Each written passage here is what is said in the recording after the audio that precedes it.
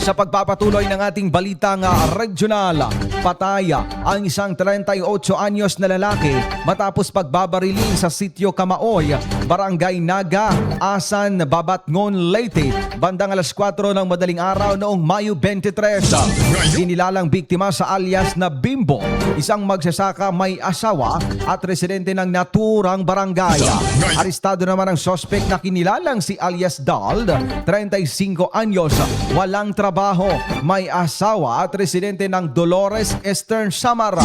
Batay sa inisyal na investigasyon ng mga otoridad, dumalo umano ang sospek sa isang vesper night sa lugar at nasa impluwensya ng alak nang bigla nitong bunutin ang isang caliber 45 pistol at barilin ng 2 beses sa likod ang biktima. Dahil sa tinamong tama ng bala, agad na nasawi ang biktima.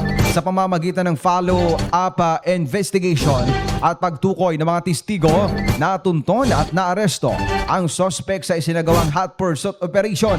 Na-recover din ng pulisya ang baril na ginamit sa krimen at dinala kasama ng suspect sa Babatngon Municipal Police Station para sa tamang disposisyon.